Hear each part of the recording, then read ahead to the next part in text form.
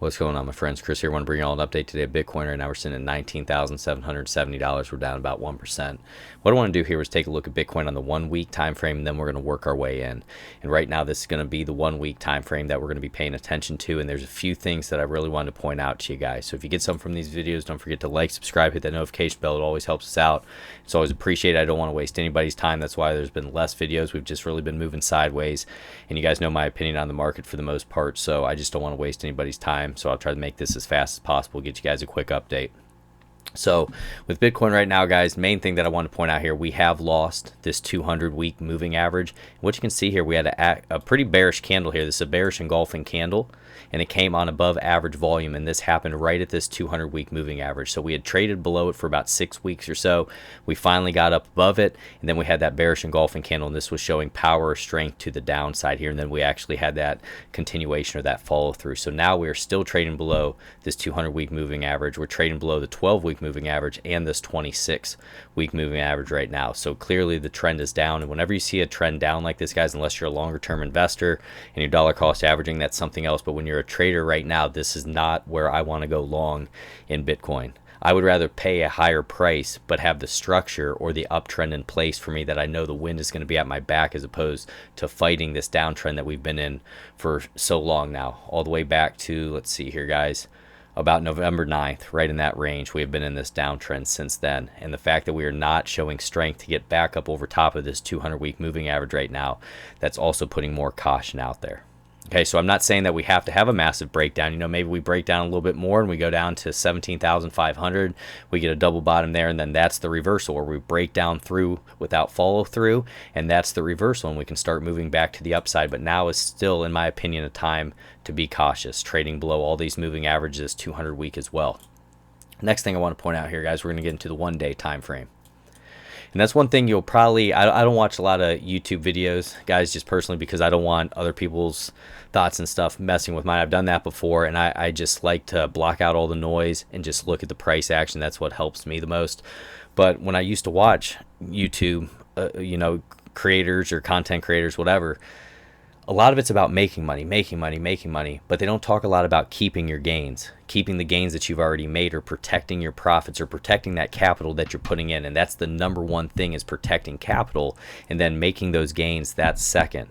So you never want to put in a lot of your money or, go long at one spot when you're showing a clear downtrend and the wind is not at your back. You want to wait for that nice momentum, those big candles to the upside, and you're getting that volume and you're getting the follow through. That's what you're looking for. So right now it's a riskier time to be taking a position.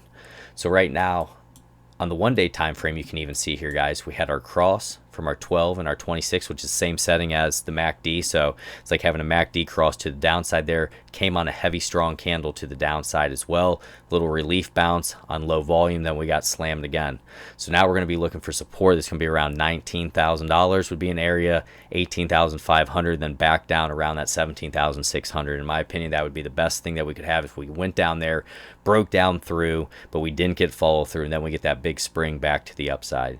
Would be something that I'm looking for. But I would still like to see some structure to the upside with heavy volume before I start saying, hey, I have to get some of this right now. In my opinion, I'm going to continue to sit back, be cautious, and wait for a great opportunity. If we get into the 4-hour time frame, we'll just work through these, and this is something you guys should always do as well. Start at that week and then just work your way in.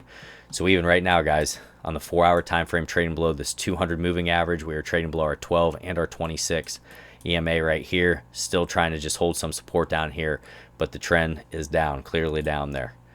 If we get to the 1-hour time frame, 1 hour, we're still trading below this 200 moving average. So remember, guys, whatever time frame you pick, say you're trading on the 1-hour time frame, the 4-hour time frame, just make sure you're up above that 200 moving average if you're going to be going long.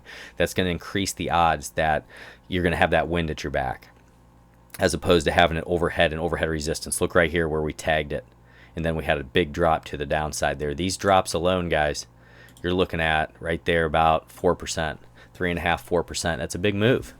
So, and I know not in crypto land, but if you're a stock trader or anything else, that's a nice move. If you can get 3-4% in a day, you're doing great.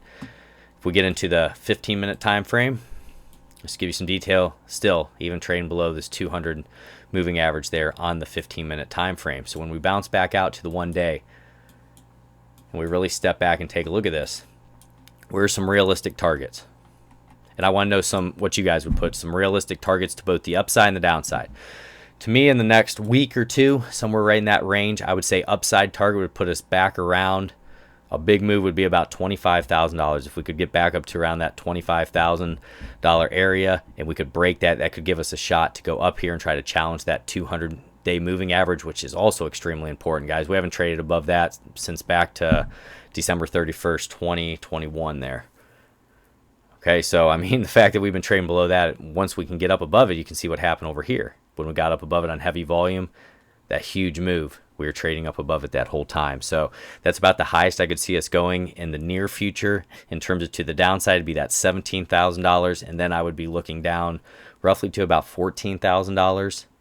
And then a nice area, another area I would take a look at would be right around that $8,000 range. And not saying we have to get to these areas, guys. You just have to have a plan both for the upside and the downside, and also staying to the side in the market, standing aside with your capital and patiently waiting. That's another position. There's three positions. There's long, there's short, and there's staying out of the market, patiently waiting for a great opportunity at great levels. Institutional traders, they want to trade those levels, those big levels, those important levels like we had up here at $40,000 was an important area. And once we broke down through that, see the massive fall that we did have. So these things will really hopefully help you out, and that's what I'm here to do, guys. I'm not here to tell you that Bitcoin's going to go to $100,000 in the next 2 weeks, because in my opinion it's not going to go to $100,000 in the next 2 weeks or a month or whatever. It's going to take time to get back there, but I want to be realistic for you in this space. And if you get some from that, don't forget to like, subscribe, hit that notification bell, let me know down low, and also let me know what you're up to this weekend. God bless you all. Take care.